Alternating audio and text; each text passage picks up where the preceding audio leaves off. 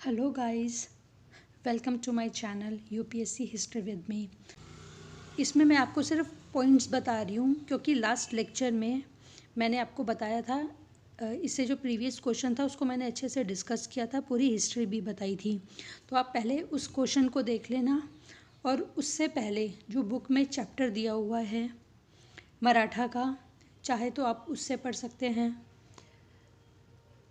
Spectrum से, या फिर दूसरी बुक कोई भी, या इग्नू की बुक में से पढ़ सकते हैं ताकि आपका बेसिक क्लियर हो जाए।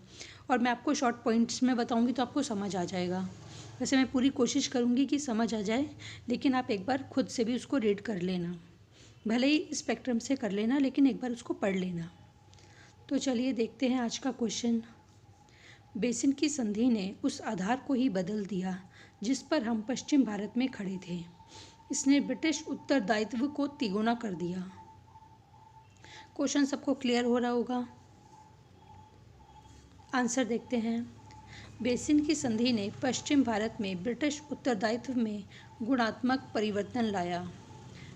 पहले पश्चिम भारत में कंपनी के मुख्यतः व्यापारिक दायित्व थे, किंतु अब उसके साथ सैनिक और कूटनीतिक दायित्व भी जुड़ गए। इसमें कहना चाह रहे हैं कि पहले तो सिर्फ ब्रिटिशर्स थे, वो सिर्फ व्यापार ही करते थे। लेकिन जब उनको पता चला, जब उनको रेवेन्यू मिलना शुरू हुआ बंगाल से, तो उन्होंने अपना क्षेत्र का विस्तार भी किया, जिसमें उन्होंने अपनी सैनिक को, जब ब्रिटिशर्स को बंगाल से बहुत ज़्यादा रेवेन्यू मिलने लगा तो उन्होंने और अलग अलग स्टेट में भी रेवेन्यू के लिए कि ज़्यादा से ज़्यादा उनको टैक्स मिले, इसके लिए उन्होंने सैनिक और कूटनीतिक नीतियों को भी अपनाया कि उन्होंने अपनी सेना को बढ़ाया।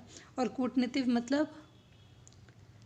कूटनीतिक मतलब क्या होता है कि सामने वाले को उसका हित दिखाकर उसमें अपना हित भी निकालना। तो ब्रिटिशर्स ने सैनिक और कूटनीतिक नीतियों को भी जोड़ लिया। नेक्स्ट लाइन देखते हैं। बेसिन की संधि के अनुसार पुणे में एक ब्रिटिश रेजिमेंट स्थापित किया जाना था। अब रेजिमेंट क्या होता है? रेजिमेंट मतलब कि एक दल, सैन्य दल, जिसमें एक दल में 1000 सैनिक भी हो सकते हैं, लाख भी हो सकते हैं। तो एक ग्रुप, एक सैनिकों का ग्रुप। तो ब्रिटिशर्स ने अपना ब्रिटिश रेजिमेंट भी स्थापित किया पुणे में। जो नेक्स्ट लाइन देखते हैं। अब पेशवा की सुरक्षा का अधिभार भी कंपनी के ऊपर ही आ गया। अब पेशवा कौन थे? बाजीराव द्वितीय। पेशवा की सुरक्षा भी कंपनी के ऊपर ही आ गई थी कि अगर कोई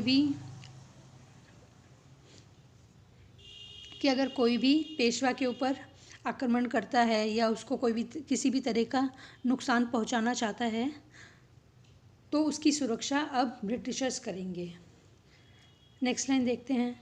अगर भविष्य में मराठा परिसंघ के किसी भी सदस्य से पेशवा को खतरा होता तो उसे ब्रिटिश की सुरक्षा प्राप्त होती। जैसे मैंने आपको बताया, इसमें भी वही लिखा हुआ है। पेशवा की विदेशी नीति भी कंपनी के अधीन थी। अब पेशवा की विदेशी नीति भी कंपनी के ही अंडर आ गई थी। को अपनी विदेशी नीति को चलाना था, कंपनी से पूछ कर ही चलाना था। नेक्स्ट लाइन देखते हैं। पेशवा के दरबार में ब्रिटिश रेजिमेंट स्थापित किया जाना था तथा पेशवा की विदेशी नीति का संचालन इस रेजिमेंट के परामर्श से ही होता। अब इसमें भी वही कहना चाह रहे जो मैंने आपको बताया कि जो ब्रिटिश रेजिमेंट स्थापित किया गया था, जो सैन्य दल स्थापित किया गया था, वही पेशवा की विदेशी नीति का संचालन करेगी। मतलब उसी से ही परामर्श लेकर पेशवा की विदेशी नीति चलेगी। नेक्स्ट लाइन देखते हैं। अगर भविष्य में पेशवा तथा निज़ाम एवं पेशवा तथा गायकवाड़ के बीच किसी प्रकार का विवाद होता तो वह मध्यस्थता में ही तय होना था। जैसे सबने हिस्ट्री पढ़ी होगी, उसमें यह था कि पेशवा का निज़ाम के साथ भी चलता रहता था युद्ध वगैरह, और पेशवा का गायकवाड़ के साथ भी चलता रहता था युद्ध। तो इसमें अगर पेशवा को किसी के साथ भी कोई साइन करनी थी संधि, या कोई फ्रेंडशिप संधि वगैरह, या कोई भी युद्ध की संधि, को साइन करना था तो भी इसमें ब्रिटिशर्स का होना ज़रूरी था। ब्रिटिशर्स ही मध्यस्थता की भूमिका निभाएंगे। इसमें ये कहा जा रहा है कि पेशवा अब खुद से कोई भी संधि नहीं कर सकता, ना तो निज़ाम के साथ ना ही गायकवाड़ के साथ। उन्हें ब्रिटिशर्स की मध्यस्थता लेनी ही होगी। अतः ऐसा मानना अतिशयोक्तिपूर्ण नहीं लगता कि बेसिन की संधि ने पश्चिम भारत में ब्रिटिश उत्तरदायित्व को तिगुना कर दिया।